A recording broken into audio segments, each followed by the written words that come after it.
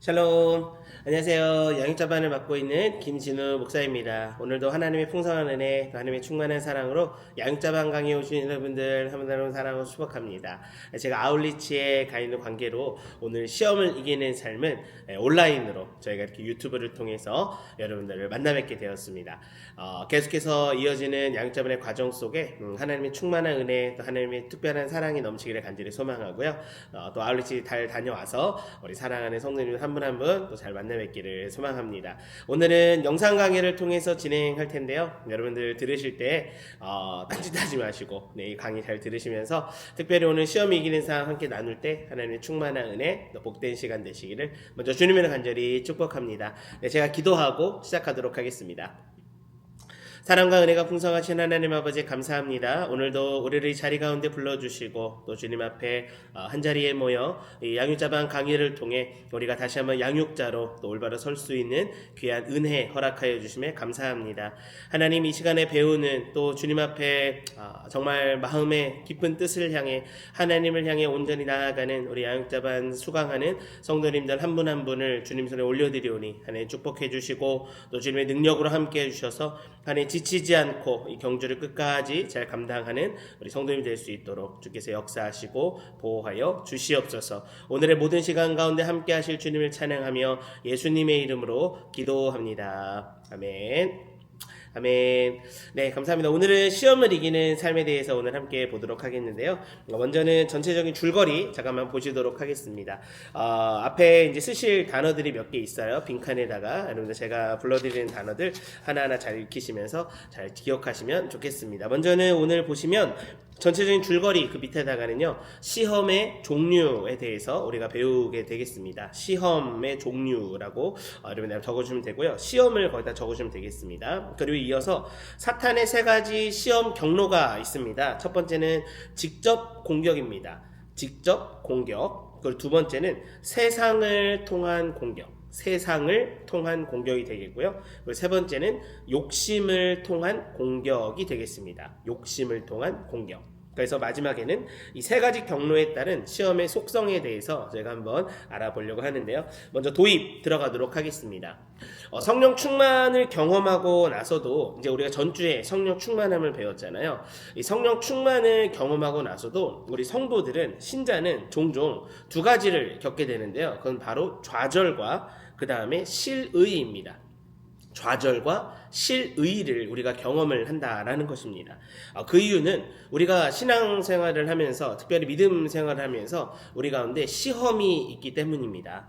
이미 예수님을 구주로 믿고 거듭나는 경험을 했음에도 불구하고 우리는 우리를 마치 우는 사자처럼 우리를 언제든지 집어삼키려고 하는 이 사단으로 인해서 우리가 무엇을 당하냐? 거기다 적어주셔야 됩니다. 시험을 당하게 되어 있습니다. 우리 베드로전서 5장 8절 말씀인데요. 제가 찾아서 여러분들에게 봉독하도록 하겠습니다. 베드로전서 5장 8절 말씀인데요. 네. 베드로전서 5장 8절에 이렇게 기록되어 있습니다. 정신을 차리고 깨어 있으십시오. 여러분의 원수 마귀는 우는 사자처럼 두루 다니며 삼킬 누구를 찾는다고요? 사람을 찾고 있다라고 합니다.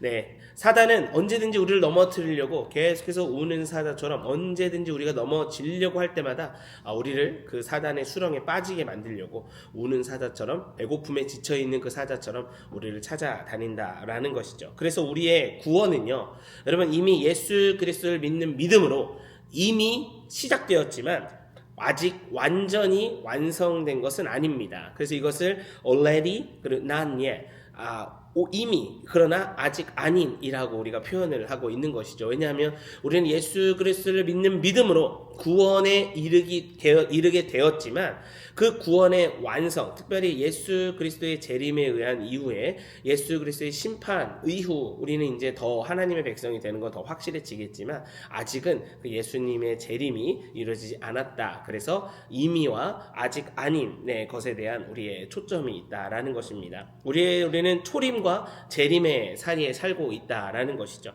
주님 십자가의 죽으심으로써 여러분 사탄의 머리를 짓밟으셨습니다.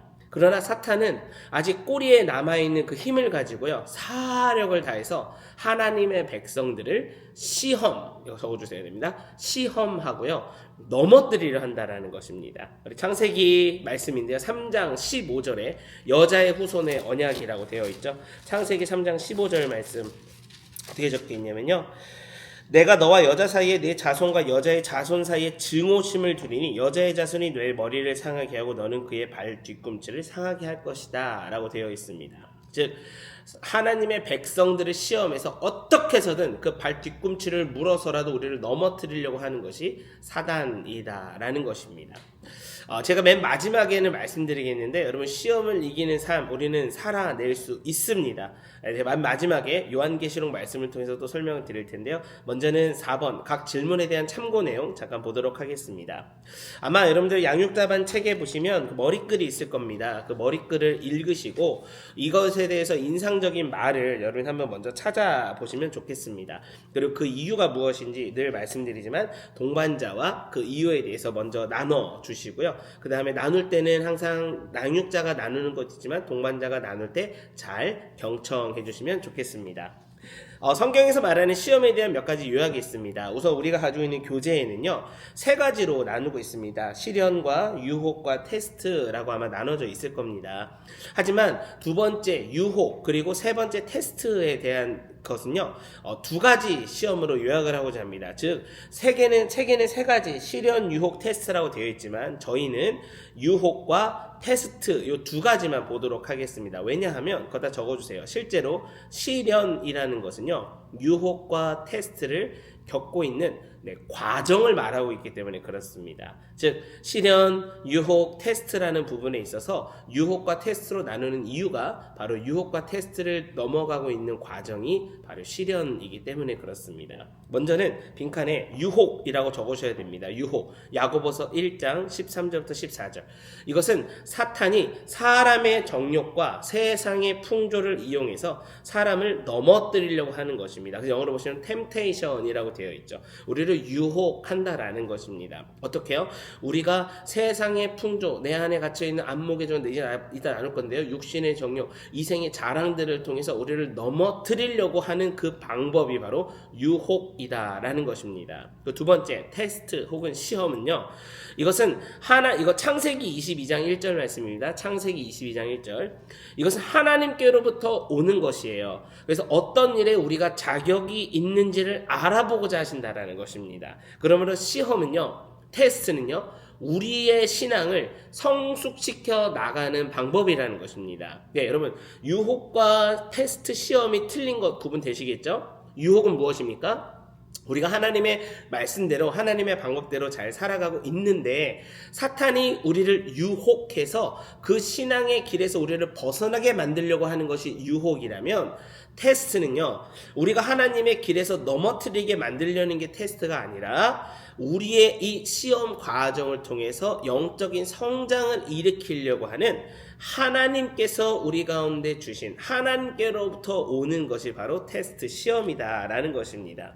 시험의 주체와 목적을 살펴보면 다음과 같은 두 가지 의미가 있는데요. 1번 동그라미, 성도를 훈련시키기 위한 것입니다. 성도를 훈련시키기 위해서 하나님이 허락하시는 거예요. 여러분, 창세기 22장에 나와 있는 아브라함이 이삭을 제물로 바칠 때의 그 시험, 하나님이 잔인한 분이셔서 그 이삭의 목숨을 가지고 싶으셔서 그렇게 하신 것이 아니라 이 시험을 통해서, 이 테스트를 통해서 과연 아브라함이 나에게 어떤 믿음을 가지고 있는 것인지 아브라함의 믿음을 성장시키기 위해서 하나님이 시험하신다라는 것입니다. 두 번째는요, 성도를 멸망시키기 위해서 사탄이 행한다라는 건데요. 시험의 주체, 목적, 여러분 어떻습니까? 유혹의 목적이 무엇입니까? 성도를 멸망시키려고 한다는 것입니다. 그냥 단순히 성도가 이것을 통해서 하나님께 영적 성장을 이루게 하는 것이 아니라 이 유혹을 통해서, 특별히 미혹을 통해서 하나님께로부터 가는 것을 방해하고 오히려 그 밑으로 내려가서 좌절시키고 낙심되게 만드는 것이 유혹이라는 것입니다.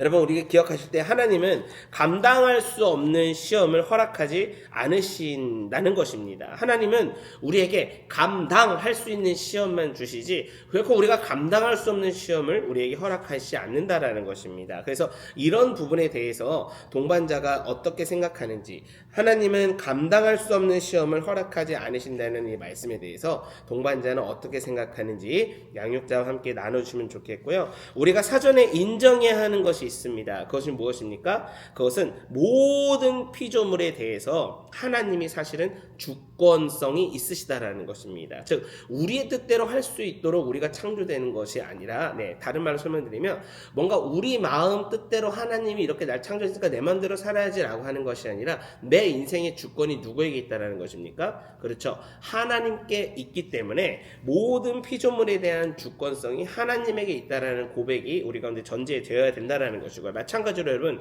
사탄도 하나님에게 그 사탄의 주권이 있습니다. 이게 무슨 말이냐면 하나님과 사탄이, 하나님 vs 사탄, 이렇게 두 개의 비교 대상이 되는 것이 아니라 하나님이 사탄까지도 통제할 수 있는 권세가 하나님에게 있다라는 것입니다. 이걸 어디서 확인할 수 있습니까? 욥기에서 우리가 확인할 수 있죠. 욥이 시험을 당하기 전에 사단이 어떻게 합니까? 하나님에게 허락을 구하러 나옵니다. 사단 마음대로 그 사람에게 하는 것이 아니라 하나님에게 이 사람을 테스트하려고 하는데 괜찮겠습니까? 라고 하나님께 그 권위를 인정을 통해서 시험을 해도 되는지에 대해서 하나님께 물어본다라는 것이죠. 그래서 여러분 하나님에게 주권성이 있다라는 거 반드시 기억하시고요. 그래서 우리가 시험 당할 때 능히 이기게 하시는 분이 누구밖에 없습니까? 맞습니다. 하나님이 우리 가운데 시험을 주실 때 그 시험을 넘어갈 수 있는 이유가 있다면 내가 그 시험을 나의 뜻대로 통과할 수 있지 않고 하나님의 뜻대로 통과할 수 있기 때문에 그 하나님의 뜻이 내 안에 있다라는 것. 즉, 이 시험을 넘어가게 하시는 분은 오직 예수 그리스도, 우리 하나님 한 분밖에 없다라는 것을 우리가 기억해야 된다라는 겁니다. 나 자신의 힘으로 이겨내려고 할 때에요, 여러분 불안과 염려가 앞서게 됩니다. 여러분들 많이 경험하시죠? 이렇게 이민생활 하시면서 내 뜻대로 뭔가 하려고 했을 때마다 어떻습니까? 이 일이 잘 될까? 이거 정말 이렇게 해도 되는 거 맞나? 이게 혹시라도 안 되면 어떡하지? 라고 하면서 내 안에 불안과 염려가 일어나게 됩니다. 하지만 이 모든 일을 우리가 하나님께 맡겨드렸을 때에는 하나님께서 하실 거라는 그 믿음 때문에 불안과 염려 대신에 우리 마음에 평안과 격려 그리고 믿음에 대한 확신으로 인해서 하나님이 이루실 일에 대해서 우리가 어떤 기도를 드릴 수 있습니까? 감사 기도를 드릴 수 있다라는 것입니다. 예수님께서 나사로가 죽었을 때 그 마리아와 마르다는 왜 예수님 우리 가운데 빨리 오시지 않았어요? 우리 오빠가 죽기 전에 오셨더라면 예수님이 살려낼 수 있었을 텐데 예수님 우리 너무 늦게 오신 것 같습니다 라는 믿음의 불안함, 믿음의 불확신성이 그들 가운데 있었지만 예수님께서 그 자리에 도착하셨을 때 예수님께서는 먼저 그 마음의 안타까움에 울으셨지만 어떤 기도를 먼저 하셨습니까? 우리 요한복음 11장 내용에 보시면 예수님께서 그 가운데에 어떤 기도를 드리시냐? 하나님, 오늘 이 일을 통해 나타내실 하나님의 영광에 대해 감사합니다라고 감사 기도를 하셨습니다. 오늘도 저와 여러분의 삶에 이런 감사 기도가 넘쳐야 될 줄 믿습니다. 특별히 불안과 염려가 앞서신 분이 계신가요? 내가 무엇을 해야 되겠다, 내가 이것을 해야지 하나님이 나에게 위로주시지 않을까라고 걱정하시는 분들, 여러분 모든 짐을 다 주님 앞에 맡겨드립시오. 하나님께서 여러분 간의 진정한 평안을 통해 오히려 하나님의 도우심을 통해 감사가 넘쳐나는 인생으로 우리를 이끄실 것을 확신합니다. 그래서 하나님이 이기게 하신다라는 확신이 있으면요, 우리가 소망 중에 견딜 수가 있게 된다라는 것이요. 어떤 케이스가 되는 겁니까? 여호수아와 갈렙의 경우가 그렇습니다. 여호수아와 갈렙, 출애굽 1세대에서는 그 모세도 가나안으로 들어가지 못했지만 유일하게 딱 두 인물만 가나안으로 입성하게 되죠. 여호수아와 갈렙입니다. 여호수아와 갈렙이 바라봤던 것은 무엇이었을까요? 그들이 하나님, 이스라엘 백성들에게 주었던 테스트를 통과하면서도 그들에게 주어졌던 하나님의 마음이 어떤 것이었을까요?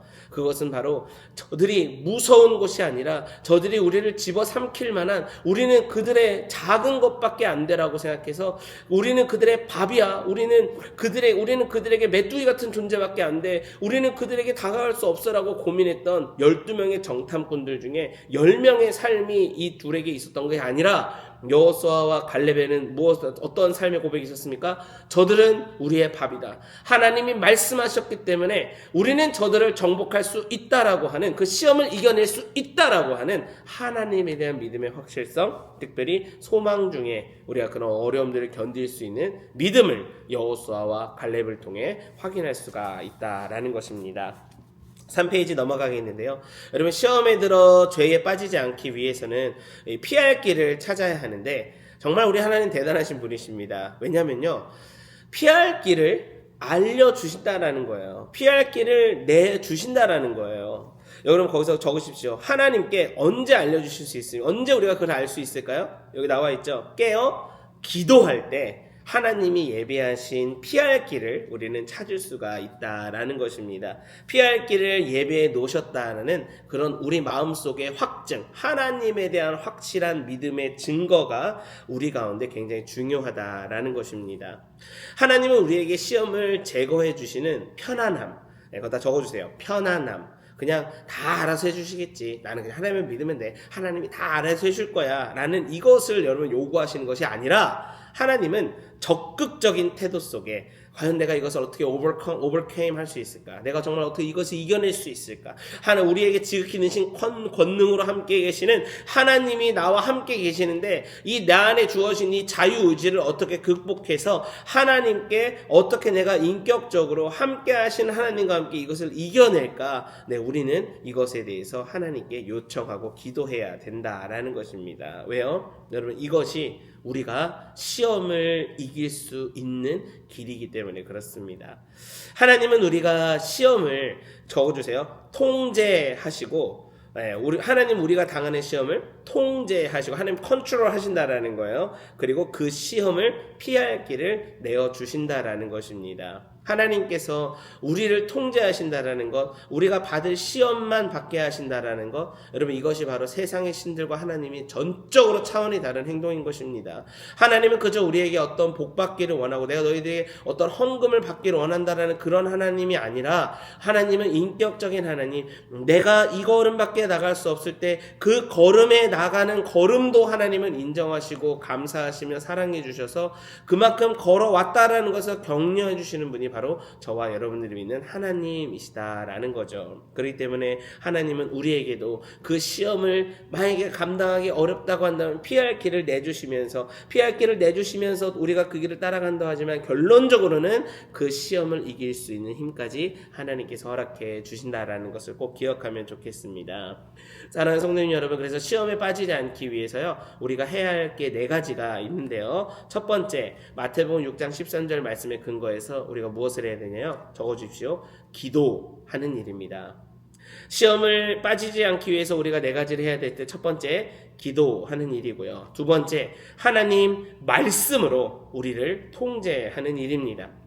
우리는 하나님의 말씀으로 없이는 우리의 본성이 막 너무나 드러나는 인생이기 때문에 우리 스스로를 통제할 수 없습니다. 여러분들 많이 경험하셨잖아요. 내 스스로 통제할 수 있을 거라고 생각했지만 막상 어떤 상황과 어떤 환경에 처하게 된다면 이 상황을 이해해 주시겠지라고 하면서 그 상황을 그저 경험하고 하나님께서 이해하시겠다라는 막연한 생각으로 인해서 그 상황에 믿음으로 맞서 싸우려고 할 수 없는 상황이 우리 가운데 있었던 것 여러분 많이 경험하셨을 겁니다. 그러나 우리가 그런 상황에서 유일하게 이길 수 있는 길이 하나 있었다면 무엇이겠습니까? 하나님 말씀이 우리 가운데 들어왔을 때에 그것으로 우리를 통제할 수 있다라는 것, 여러분 이것이 시험에 빠지지 않기 위한 두 번째 방법이 되겠습니다. 세 번째는요, 믿음으로 무장해서 이겨내는 것입니다. 여러분, 우리 가운데 하나님이 예수 그리스도를 믿는 믿음을 주셨습니다. 그렇기 때문에 우리에게 누가 존재하는 겁니까? 예수 그리스도가 우리와 함께 존재한다라는 것이죠. 그렇기 때문에 때문에 어떤 상황 가운데에서도 그 예수 그리스도 향한 믿음으로 무장만 하고 있다면 여러분 우리는 어떤 일이든지 이겨낼 수 있을 것입니다. 빌립보서 4장 13절 말씀에 내게 능력 주신 자 안에서 내가 모든 것을 할 수 있느니라 라고 고백하고 있는 것처럼 정말 우리 가운데 예수 그리스도 그 능력 주시는 자 안에 있다라고 한다면 믿음으로 무장한다면 우리는 모든 것을 넉넉히 이길 힘을 주님으로부터 얻을 수 있다라는 것입니다. 네 번째는요, 하나님께 순복하고 즉 순전히 항복합니다. 순복은요 순전히 항복하는 거예요. 정말 내가 그냥 항복 surrender 이 항복이 아니라 정말 무릎을 정중하게 끊고 내 마음과 정성 뜻과 다해 내가 당신 앞에 모든 것을 바치겠습니다라고 하는 순전한 항복이 순전인데요. 어떻게 합니까? 그런 다음에 마귀를 대적하셔야 됩니다. 나사렛 예수 그리스도의 이름으로 그 마귀를 대적하시면서 나는 하나님께 순복하기로 결정한 삶이야. 이런 내 삶은 절대로 너가 주는 시험에 빠질 수 없어. 나는 하나님의 시험을 통해 영적으로 성장해지는 걸 나는 원하지 사단이 주는 너의 유혹 같은 데 내가 빠져서 나는 어려움 당하기 싫어 라고 우리가 마귀를 대적하며 주님 앞에 온전한 믿음을 가지고 나아가야 할 줄 믿습니다. 그래서 각자 당하고 있는 시험을 나누실 텐데요. 먼저 양육자가 나눠주십시오. 시험을 자기에게 시험이 되었던 것을 나눔으로써 동반자가 나는 우리 양육자님도 이런 고민이 있었단 말이야. 이런 시험과 이런 환란이 있었단 말이야. 그럼 나도 내 시련을 좀 나눠야 되겠다라고 하는 오픈 하트가 생깁니다. 그래서 여러분들 꼭 나누실 때는 양육자가 먼저 나눠주시고 어려운 질문이 있으면 항상 양육자가 먼저 나눠주시고 그 다음에 동반자가 나눠주신 편으로 진행해 주시면 감사하겠습니다. 자, 시험으로부터 벗어날 수 있는 방법은 무엇이냐면요. 첫 번째, 하나님을 적어주세요. 신뢰하는 것입니다. 하나님을 신뢰하는 것이고요. 두 번째 동그라미, 기도로 깨어있고 말씀으로 무장해서 반복입니다. 마귀를 대적하는 것입니다. 그래서 여기서 밑에 보시면 아시겠지만 여기서 어떤 정답을 양육자님이 먼저 알려주시는 게 아니라요. 이 정답이 이거예요. 이렇게 해서 이렇게 말해야지 이 부분은 잘 넘어가야 될 거라는 부분을 알려주시는 게 아니라 여러분의 경험을 이야기하셔도 좋습니다. 여기선 답을 원하려는 게 아닙니다. 어떻게 시험을 극복했는지, 특별히 in Jesus Christ, 예수 그리스도 안에서 어떻게 이것을 극복했는지 그것을 나누는 게 중요하다라는 것이죠. 그래서 뭐라고 합니까? 그렇게 행하신 하나님께 감사 기도를 마지막에 꼭 들으십시오. 하나님, 이러한 시험과 유혹이 있었음에도 불구하고 제가 넘어지지 않고 하나님께 나아갈 수 있도록 하나님 도와주심에 감사합니다라고 우리 양육자분이 동반자의 손을 꼭 잡아주시면서 하나님께 마치 나사로가 돌문에 갇혀 있었지만 예수님께서 나사로야 나오너라 라고 얘기했을 때 어느 누구 하나 그 돌문, 이것은 우리의 마음을 뜻하기도 합니다. 절대로 변할 수 없어. 저건 살아 돌아올 수 없어. 회복할 수 없어. 이건 죽은 거야 라고 하면서 일면에 가능성도 없다라고 생각했던 그들의 마음에 예수님께서 빛을 비추심으로 하나님의 영광을 보여주심으로 죽어있던 나사로가 오히려 살아 나왔다라는 것, 여러분 우리의 죽은 영혼이 있다면 그런 기도를 통해, 감사 기도를 통해 하나님께 살아내는 그런 우리의 삶이 있어야 될 줄 믿습니다. 여러분들 내 마음에도 혹여나 그런 안 될 것 같다라는 너무나 굳어진 돌문이 있다면 여러분 그것을 과감히 제거하시고 하나님께로 나아오는 그런 영적인 축복을 드리는 저와 여러분의 삶이 되시기를 먼저 간절히 축복합니다. 사탄의 세 가지 시험이 있습니다. 첫 번째는요, 직접적인 공격이에요. 직접적인 공격을 한다라는 것이고요. 두 번째는 세상을 통한 공격입니다. 세상을 통한 공격. 그리고 세 번째는 인간의 육신의 욕심을 통해서 공격을 한다라는 거예요. 네, 이 세 가지에 대해서 우리 한번 보겠는데요. 첫 번째, 4번째 페이지입니다. 사탄은 어떻게 한다고요? 네, 직접 우리를 공격한다고 합니다. 사탄이 우리를 직접 공격한다는 거예요. 근데 사탄의 공격의 목적이 무엇이라고 말하는 겁니까? 우리가 가지고 있는 하나님에 대한 의식을, 네, 여러분 별표 하나 해주세요. 희미하게 만든다는 거예요. 우리가 가지고 있는 하나님에 대한 의식을 사탄은요, 희미하게 만든다라는 거예요. 여러분들이 화면이라서 아마 좀 더 잘 보이실 수도 있겠지만 하나님이라는 존재에 대해서 우리가 명확하게 이걸 쳐다봐야 되는데 어떻게 하는 겁니까? 여러분 지금 눈을 저처럼 한번 보십시오. 여러분 보이세요? 물론 보이시겠죠? 근데 이렇게 눈을 요만큼 감고 보면 어떻게 됩니까? 네, 아마 물체가 또렷이 보이는 게 아니라 희미하게 보이게 되겠죠. 그래서 거기다가 이렇게 적어주세요. 우리가 가지고 있는 하나님에 대한 의식을 희미하게 만드는 게 여러분 미혹입니다. 미혹. 두 번째, 우리와 하나님과의 관계를 의심하게 만드는 거예요. 우리의 시선을 흐릿하게 만들어서 정확한 하나님의 존재에 대한 것을 희미하게 만들어 놓은 게 미혹이라면, 두 번째, 우리와 하나님의 관계에 대해서 의심하게 만드는 거예요. 창세기에서 정확하게 명확하게 나왔죠. 뱀이 어떻게 합니까? 정말로 하나님이 그걸 먹지 말라 그랬어? 정말로 선악과를 따먹지 말라 그랬어? 라면서 뭐지? 하나님이 정말 따먹지 말라 그랬나? 어떻게 하라 그랬지? 약간 우리와 하나님과의 관계를 의심하게 만든다라는 것입니다. 직접적인 우리를 향한 공격인 거예요. 여러분 가운데 믿음이 있는데 그 가운데 의심이 들어온다 그러면 여러분 이것은 사단의 공격이구나. 내가 믿음을 더 확고히 굉장히 stand firm하게 내가 이 faith 나에 있는 믿음을 내가 정확히 간직해야 되겠다라고 여러분 가지실 때 자연스럽게 의심이 걷어 나가질 것입니다. 세 번째, 하나님의 말씀과 그의 신실함에 대해서 여러분 적어주세요. 부인하게 만드는 거예요. 디나이하게 만드는 거예요. 하나님의 말씀과 그의 신실성 등에 대해서 부인하게 만든다라는 것입니다. 왜요? 우리 하나님에 대한 존재가 명확한데도 그거 정말 맞아? 아닌 것 같은데? 그거 아니야. 이거 봐봐. 네가 눈에 보이는 거 봐봐. 너가 경험했던 마음 봐봐. 절대 아니잖아 라고 얘기하면서 우리의 마음을 직접 공격해가지고 그 부분에 대해서 우리를 좌절시키게 하고 낙심시키게 만든다라는 것입니다. 1번, 사탄은 가룟 유다를 어떻게 공격합니까? 이 질문 보세요. 이 질문의 의도는 사탄이 우리를 직접 공격하기도 한다라는 것을 보여준다라는 겁니다. 그래서 성경 말씀 누가복음 22장 3절에서는 사탄이 가룟 유다에게 들어갔다라고 했고요. 그 다음에 요한복음 13장 2절에서는요. 그의 마음속에 나쁜 생각을 넣어버렸다라고 했습니다. 왜요? 사탄은 영적인 존재라 가지고요. 사람의 마음속에 들어가기도 하고 그리고 마음속에 어떤 생각을 집어넣는다라는 것을 여러분들 기억하시면 좋겠습니다. 사탄이 그런 존재라는 거예요. 영적인 존재이기 때문에 우리를 직접적으로 공격을 할 수가 없습니다. 직접적으로 공격한다라는 거는 여기서 말하는 것처럼 우리 마음속에 들어가서 우리를 그렇게 하나님에 대한 의심을 사로잡게 만드는 것이고 마음속에 어떤 생각을 집어넣어서 우리가 그렇게 살지 못하게 만든다라는 거예요. 왜요?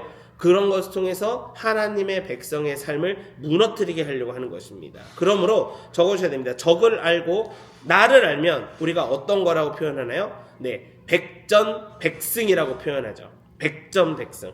또한 하나님께서 넉넉히 이길 힘을 주신다고 했습니다. 로마서 8장 37절 말씀 제가 읽어드리겠습니다. 로마서 8장 37절. 그러나 이 모든 일에 우리를 사랑하시는 분으로 인해 우리가 넉넉히 이긴다라는 것입니다. 여러분 저는 이 말씀에 밑줄 그고 싶어요. 여러분 우리가 모든 일에 어떻게 이긴다는 겁니까? 하나님께서 우리가 정말 기도하고 이 시험을 이기게끔 하나님 도와주세요. 사단의 직접적인 공격이 있지만 이것을 이길 힘을 주세요 라고 했을 때 하나님은 우리에게 넉넉히 이길 힘을 주신다라는 것 여러분 반드시 기억하시고요. 오늘도 이 공부를 하시기 전에 여러분 내가 이걸 할 수 있을까? 내가 이걸 제대로 들을 수 있을까? 여러분 생각해 보십시오. 벌써 우리 그렇게 해서 11주나 지나왔습니다. 이제 여러분 딱 2번밖에 안 남았어요. 그 길 것 같은 그 시간이 벌써 이렇게 잘 지나갈 수 있었던 것 하나님이 우리 가운데 넉넉히 이것을 감당할 힘을 주셨기 때문인 줄 믿습니다. 여러분 로마서 8장 37절 말씀 잘 기억하시면서요. 넉넉히 이기는 힘을 주시는 하나님을 신뢰하시기를 소망합니다. 그리고 밑에 보시면 사탄은 성령의 검, 에베소서 6장 17절 말씀인데요. 성령의 검인 하나님의 말씀을 가지고 우리가 대적할 수 있다라는 것입니다. 하나님의 말씀에는 그러한 힘이 있습니다. 하나님의 말씀을 통해서 정말 성령의 검으로 우리가 하나님의 말씀으로 대적할 수 있다라는 것이고요. 우리가 다른 거는 에베소서 6장 말씀에 보면 다른 것은 다 어떻습니까? 방어용이에요. 공격용이 하나도 없습니다. 근데 유일하게 공격할 수 있는 무기가 하나 있어요. 그게 뭡니까? 네, 성령의 검입니다. 특별히 이 검이 그냥 인간의 칼 그 검이 아니라 여러분 성령의 검이라는 거예요. 왜요? 디모데후서 3장 16절 말씀에 오직 성경은 하나님의 감동으로 된 것으로 기록되었다고 얘기했죠. 하나님의 감동으로 기록된 하나님의 성령의 역사로 기록되어 있는 이 성경의 즉 성령의 검은 이것을 통해서 사단에 대한 직접적인 공격을 우리는 다 방어할 수 있는 거고요. 오히려 그걸 대적함을 통해 하나님의 살아계심과 신실하심을 우리가 충분히 경험할 수 있다라는 것입니다. 특별히 한 가지 더 말씀해 주신 것이 있다면 에베소서 6장 말씀해 보시면 그 영적 전신갑주에 대해서 6가지가 나오게 됩니다.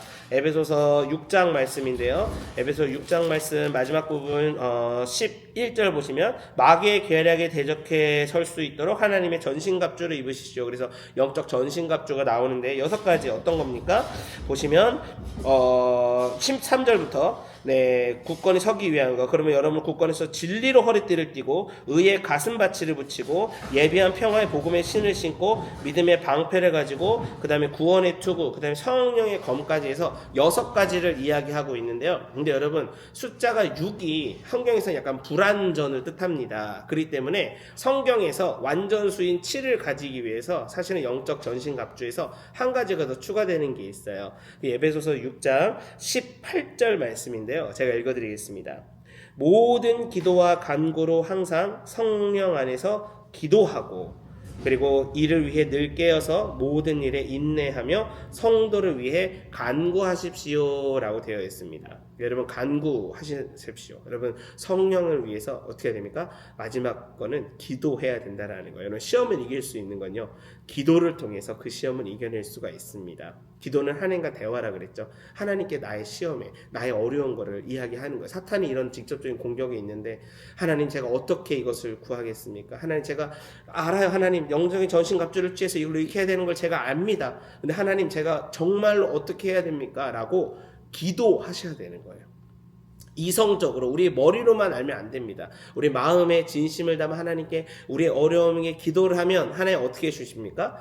아까 로마서 8장 37절 말씀처럼 넉넉히 이길 힘을 우리 가운데 주신다라는 것입니다. 여러분 사탄의 지적인 공격이 있을 때 기도하십시오. 그 기도를 통해 시험을 이길 수가 있으십니다. 자, 그래서 1:1 제자학교에서 가장 기본적이며 필수적인 말씀에 대해서 우리가 뭐 하는 거예요? 암송하는 겁니다.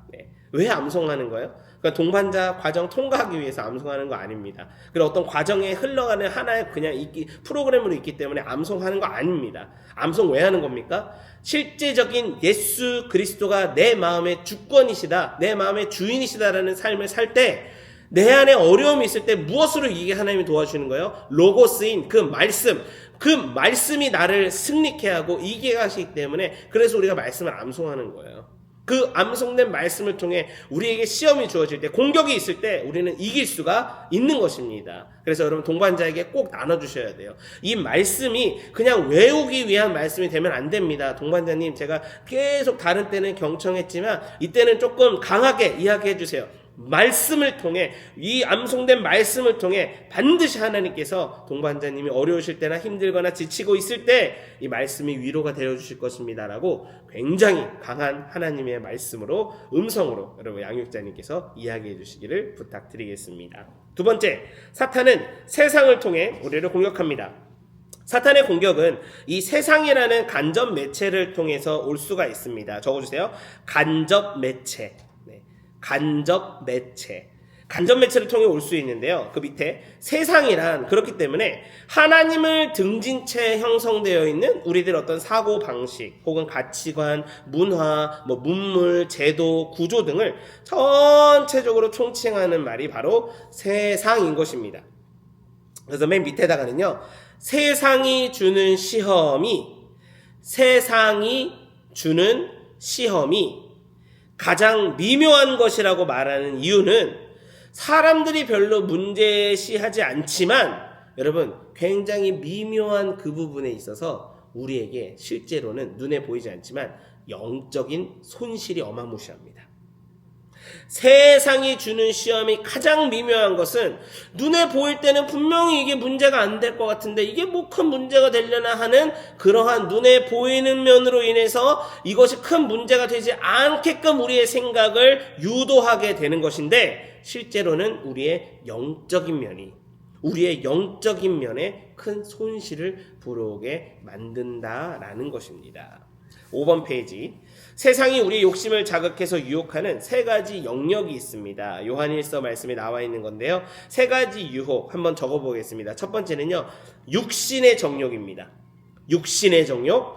두 번째 칸에는 안목의 정욕, 안목의 정욕. 세 번째는 이생의 자랑입니다. 이생의 자랑. 첫 번째, 육신의 정욕 보실까요?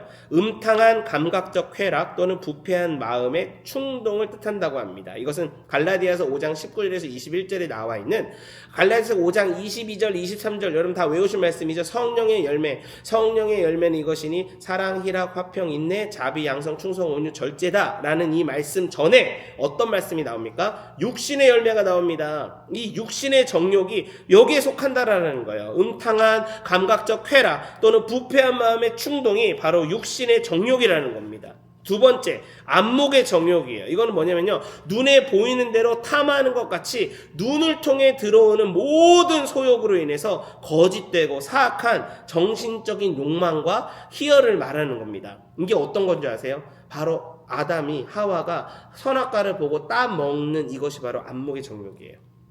눈에 보이는 대로 이것이 잘못된 것 같지만 어떻습니까? 정신적으로 한번 먹어보고 싶은데 라고 하는 그 욕망과 더불어서 그걸 따먹었을 때의 희열을 느꼈다고 하지만 어떻게 됩니까? 부끄러워 그들이 숨게 된다라는 것이죠. 이것이 안목의 정욕입니다.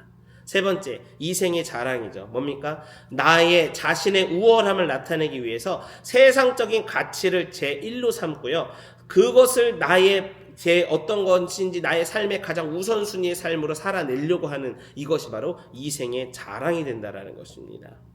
이 세 가지 어떻게 하면 이 시험에 우리가 대처할 수 있을까요? 첫 번째, 하나님이 나를 얼마나 사랑하시는지, 얼마나 우리를 사랑하시는지, 이 사랑하시는지에 대한 확신이 생기게 될 때 우리가 비로소 생기게 된다라는 거죠. 나를 향하신 하나님의 사랑에 대한 확신은 우리로 하여금 이 세상의 모든 유혹을 어떻게 해요? 이겨내게 해주십니다. 아까도 말씀드렸지만 로마서 8장 37절은 바울이 그러나 이 모든 일에 우리를 사랑하시는 이로 말미암아 어떻게 해요? 넉넉히 이기느니라 라고 힘주어 고백하고 있는 거예요.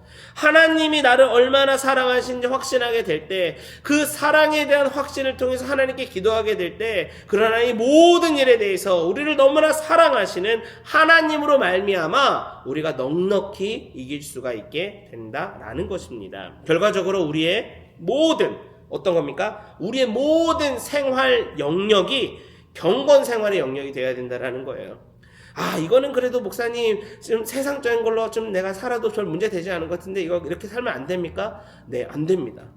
여러분, 우리 삶의 모든 영역이 경건 생활의 영역이 돼야 돼요. 왜요? 세상은 이원론적인 생각을 갖습니다. 선, 악 두 개로만 바라보는 것이 세상의 이론이에요. 그러나 성경은 명확하게 얘기합니다. 성경은 이 두 개로 바라보지 않습니다. 선과 악으로 보지 않습니다. 세 가지로 보고 있습니다. 그 중에 첨가되는 게 무엇입니까? 선과 악, 그 가운데에 중요한 게 무엇입니까? 네, 레위기에 말하고 있는 것이죠. 거룩성입니다. 우리의 모든 삶에 거룩성을 지켜야 되는 것입니다. 이게 성경적 가치관인 거예요. 성경적 세계관인 거예요. 시험을 이길 수 있는 우리의 실제적인 우리의 바라봐야 될 영적 시선이라는 겁니다. 여러분, 질문 드리겠습니다.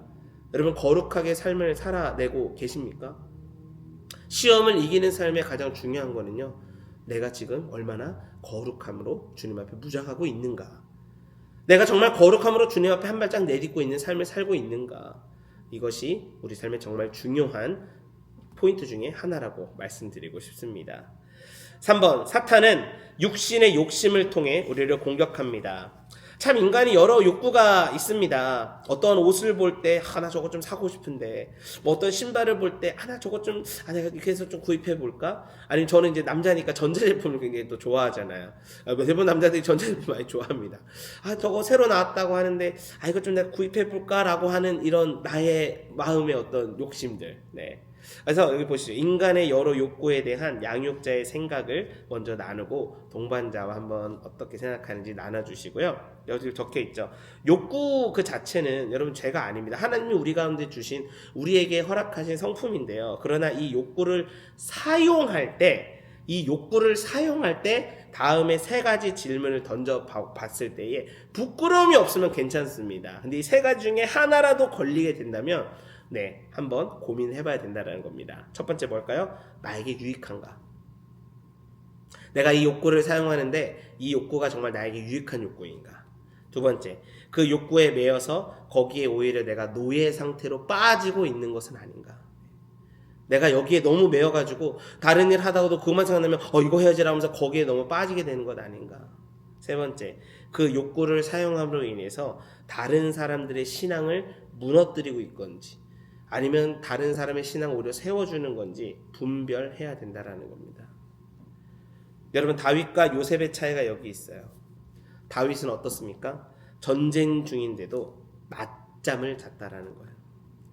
전쟁 중인데 지금 왕이 낮잠을 자서 깨어있지 못했습니다. 그러다 보니까 뭐에 자신을 내주게 됩니까?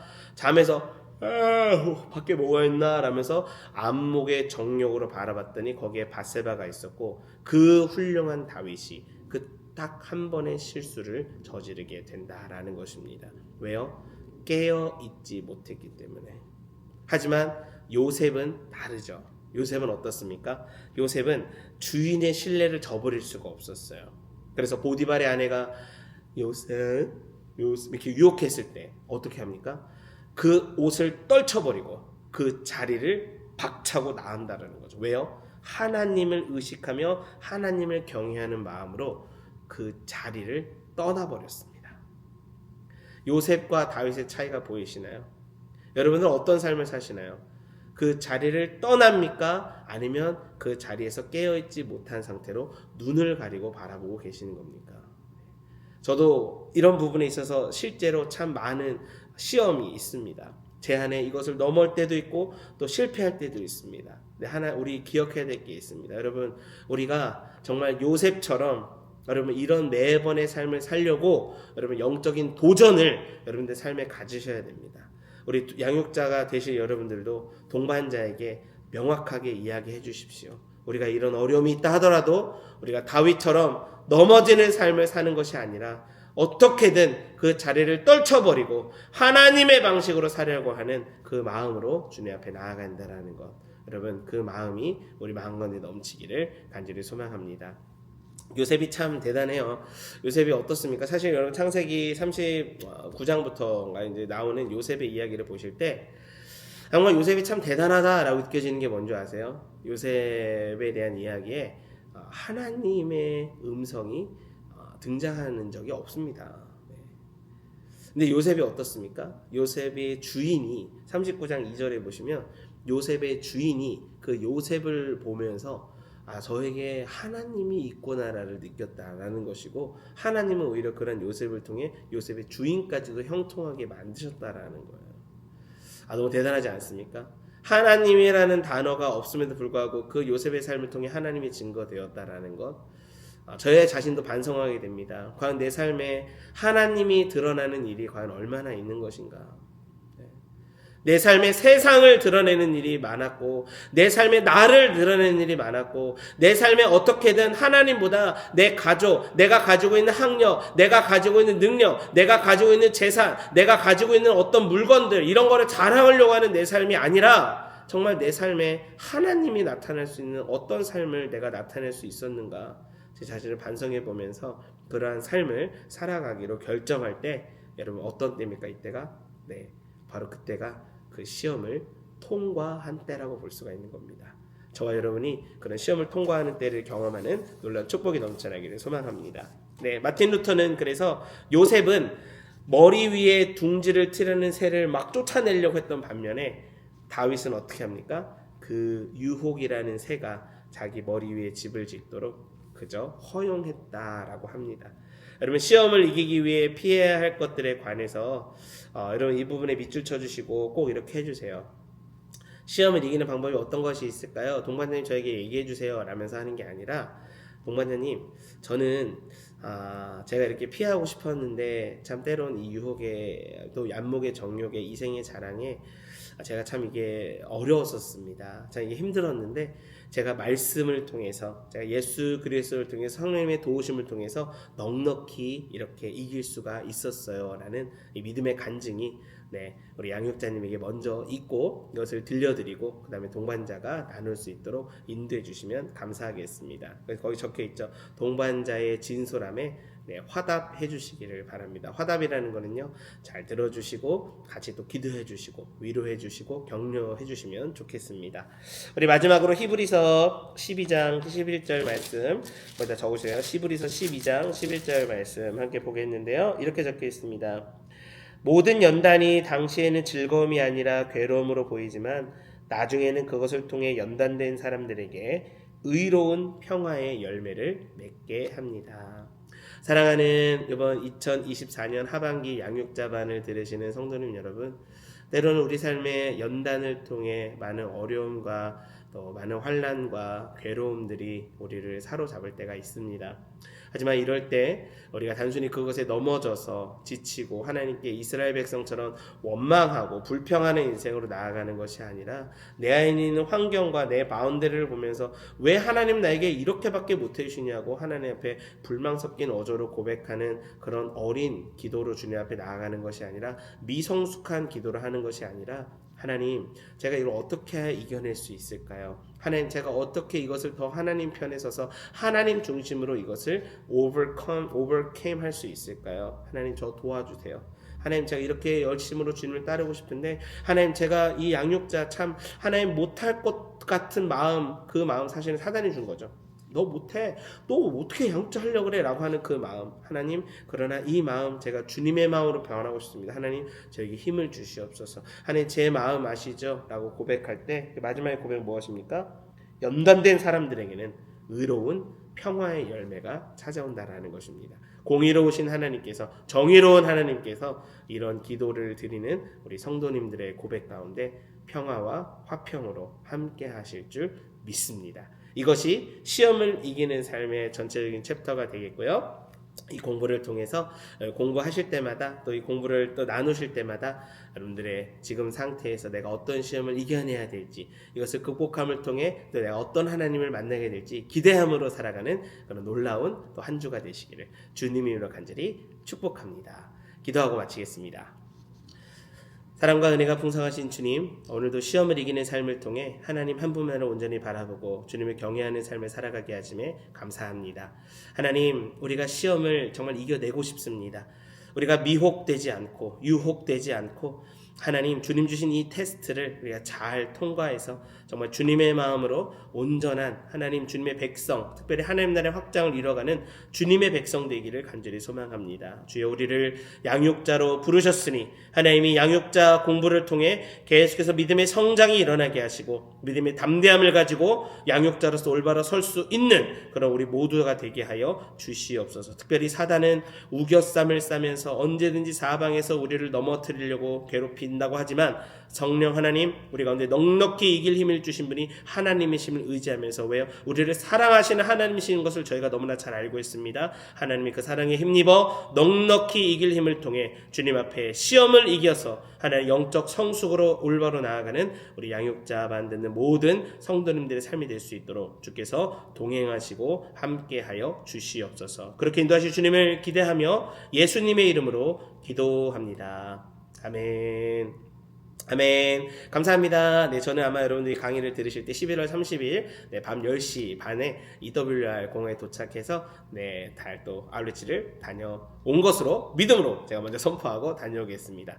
또 여러분 잘 지내시고요. 그럼 저희가 12월 7일 토요일 비전홀에서 9시 반에 뵙도록 하겠습니다. 수고 많으셨습니다. 오늘 좋은 하루 되시고요. 축복된 하루 되십시오. 감사합니다.